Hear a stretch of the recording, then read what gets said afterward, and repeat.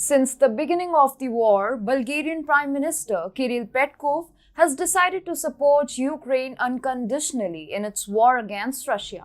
As a consequence, Kirill Petkov could be forced to resign from the National Assembly in Sofia as Bulgaria enters a new age of political unrest.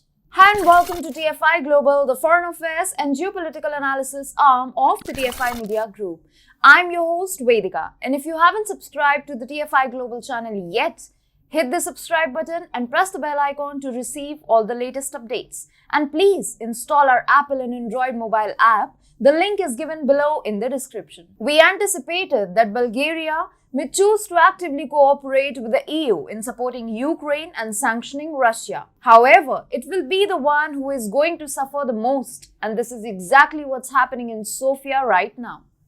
The European Commission has already stated that the inflation rate in Bulgaria will reach 11.9% in 2022, which for a poor European nation is certainly not good news. Whereas, the political instability has also added to the misery of the Bulgarian Prime Minister. The Bulgarian Prime Minister Kirill Petkov has lost the majority after 3 ministers and 12 lawmakers from its coalition partner ITP, including the diplomatic chief Theodora Genshovska, have withdrawn from the government. The withdrawal of ITP, one of the 4 coalition parties, threatens to destabilize the centrist government. This has increased the chances of Bulgaria being pushed into a political instability again.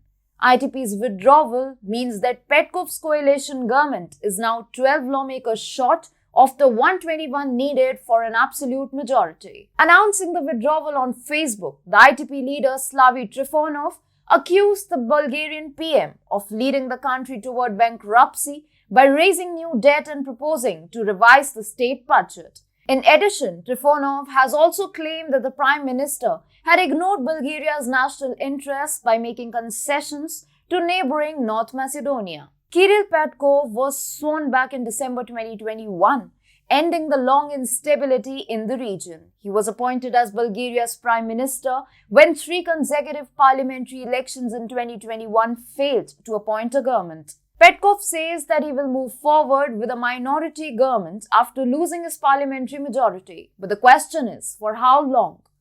Petkov and ITP, along with other coalition partners, were already having a difference of opinions when it came to lending a helping hand to Ukraine.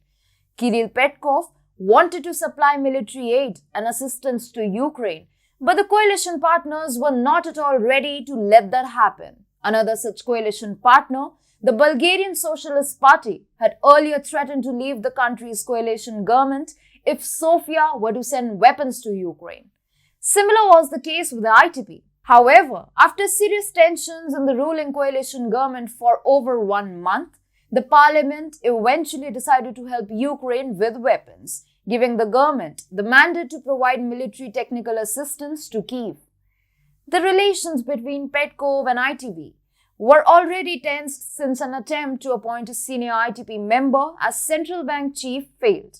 The government also approved a revision of the 2022 budget bill disregarding ITP's demands for more funds for the construction companies, making the relations more troublesome. Even before the war, the country had been struggling economically due to the skyrocketing inflation, particularly the energy prices. Things totally got out of hand when Bulgaria refused to pay Russia in rubles, leaving it scrambling for alternative gas sources in April. Kirill Petkov has lost his majority in the National Assembly due to his relentless support for Ukraine, while pushing aside the national issues like poverty and inflation. Though, Petkov is optimistic that his centrist PP and its 2 remaining coalition allies will be able to lead Bulgaria. It looks like the coalition may not last long.